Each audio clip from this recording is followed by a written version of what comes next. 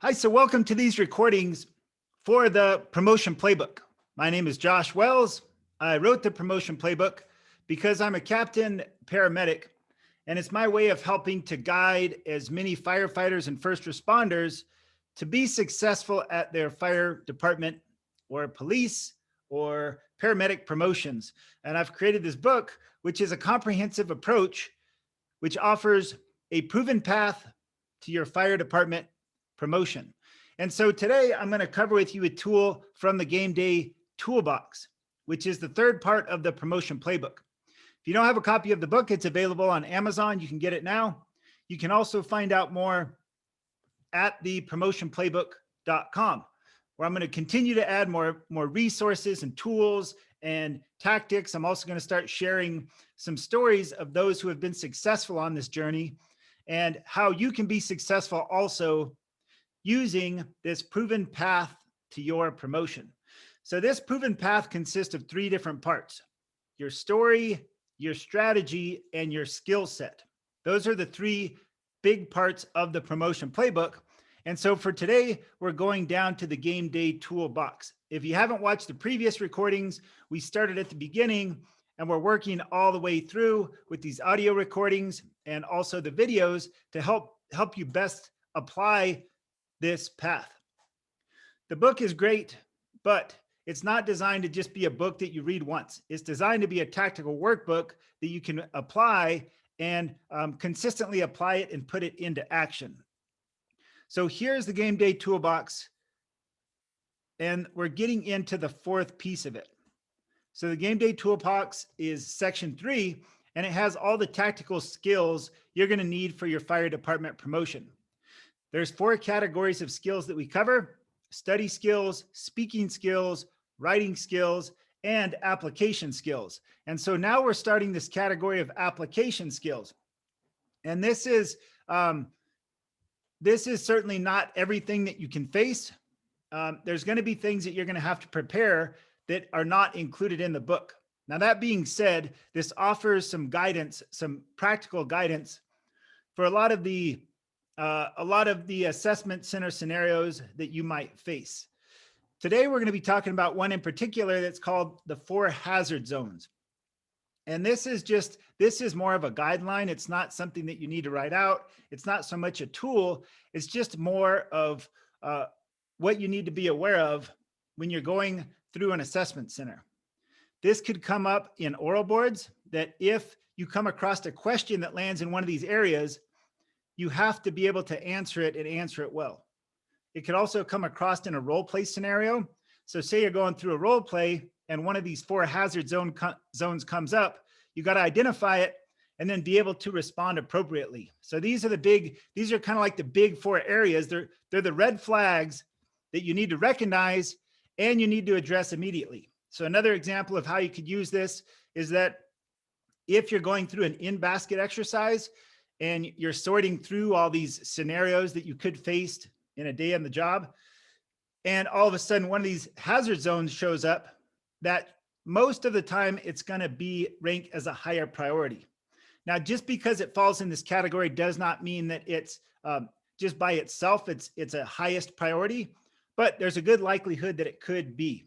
And so this is on it's on page 226 in the promotion playbook. 226, it gives a 1-page overview of these. And then on page 227, it has a visual of these 4. So if you get the book, it's both in the ebook or the printed version, you can see it.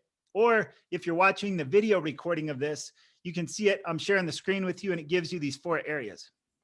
The point of this is to give you awareness. This is not the whole comprehensive resource in terms of how to navigate these areas, but these are 4 areas that you really have to be aware of and have this heightened level of sensitivity towards it.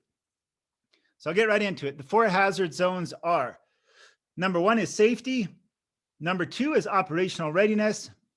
Number 3 is public relations. And number 4 is legal. And I'll just go ahead and go down to this picture and show you, because for me, I'm a visual learner. And so having these pictures to go with each of these 4 blocks is helpful. I'm going to elaborate on these a little bit more, then maybe give you a couple examples of how this might show up in an assessment center. And then that's going to be it for today's video. Next, we'll go on to the other, either the video or the audio, whichever one you're listening to. Next, we're going to move on to the next tool, but that's going to be the following recording. So number one is safety. So anything that can compromise the health or wellness of yourself or the employees is something that has to be taken with the highest amount of awareness and dealt with accordingly. Some examples of this are driving. Anytime there is a risk towards driver safety, you need to be aware of that. You need to address it accordingly. PPE, if there's any problems with wearing the appropriate protective equipment, that needs to be addressed immediately. When you're at emergency scenes, knowing the different risk levels that exist and addressing them accordingly. So safety for yourself, your crew, the community. Another way of saying this can be values at risk, is just realizing, doing a really good risk benefit profile and choosing the best action to take based on your awareness of the risk. Station hazards, things like that. So anytime there's a category of safety, have that heightened level of awareness. The next one is operational readiness. Anything that can compromise your ability to respond to emergency calls or perform your required job. Some examples can be mechanical problems with the apparatus, staffing problems, the location of calls or the location of where something happens can be a big part of this. So we'll just say for the example I'll use is, let's say that for your assessment center, you're the new company officer and you have to show up on day one, you have a new crew, it's your responsibility to manage that crew. And so when you get that crew together, say you have your initial shift meeting where you're addressing the crew, you're the new company officer, you may have an agenda for the day. You may have the battalion chief that's giving you all these lists of assignments you have to complete for the day. Maybe training needs to meet with you. Maybe there's a PR event and all these other things you have to prioritize. Just realize, until you adjust the safety, operational readiness, make sure that the public relations are taken care of, and legal, make sure that these are addressed. So for the safety, make sure that everybody's ready and safe, and there's no big risk that could cause a life safety issue on the start of that shift. Operational readiness, if you start your meeting and somebody says that you have a flat tire, or there's a mechanical problem, or somebody calls in sick and somebody leaves without relief, make sure that before you start that meeting, you're able to respond to an emergency call. At any time in our business, unless you're just doing like an administrative role, still, if you're doing an administrative role, at some level, you're probably going to oversee the operations division, and you have to make sure that if a fire comes, if there's an emergency call, you're able to respond to that. That's a big part of the responsibility. Next is public relations. So anything that could damage the public relation. So social media is a big one. Sometimes people, social media at the time of this recording is still somewhat new. And I know there's some growing pains in terms of what's appropriate and what's not. And so always being able to address that in the best way possible.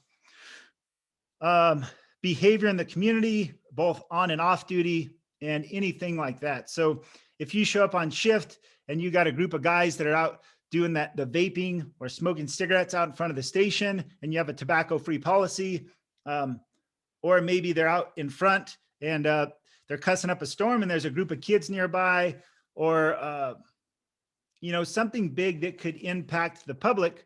You have a crew that's out shopping and they're not displaying professional behavior while out shopping.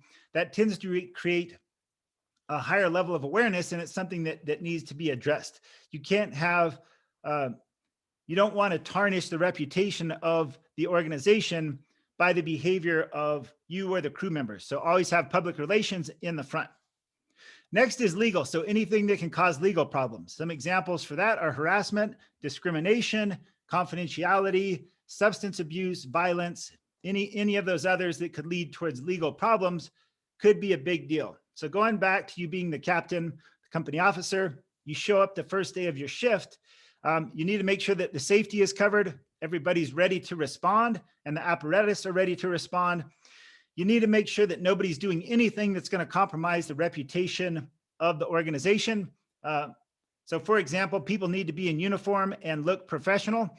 They can't show up looking real poor. And also, if they're the abuse of social media, both on and off duty, is something that may need to be addressed if it compromises the integrity of your organization, your crew, your community. And then finally, legal. So if you're sitting at that meeting and somebody starts to share something that could violate a HIPAA violation, or if there's some type of sexual harassment, or you know of something illegal, somebody shows up drunk or using illegal drugs, that is something that needs to be addressed immediately. And again, there's a lot of variation to this, and it can vary depending on the assessment that you're going through. It can be good for oral boards. It can be helpful for a role play. It can be helpful for in-basket exercise. Even in a presentation, somebody may bring you a question in the audience about one of these. So make sure that you're prepared to address safety, operational readiness, public relations, and legal consequences. And as long as you can manage these big 4 areas, you should be able to work your way through the rest of the assessment center. But if you miss one of these, like if you allow conduct to take place on duty that's illegal, such as maybe harassment or discrimination, or something in terms of, harassment, discrimination, anything else that's illegal, if you permit that, and one, it could compromise your job in real life. And 2, if you're in an assessment center, that's a big thing that could have major consequence and could even be a fail point if you overlook that. If you're having your shift meeting and you didn't get the information that you have a flat tire and there's a fire across the street, suddenly your engine can't respond to that fire. If you go to the fire and send one guy in by himself without his PPE and he gets burned up, that's a major problem. And public relations is that if you have a fire and after the fire, your crew has a picture of something that's illegal or totally not a good image for the department, that needs to be addressed. So be aware of these, and I wish you the best of luck, and stay tuned. If you could like or subscribe, or reach out to me if you have any other questions. And all this is in the promotion playbook. Thank you.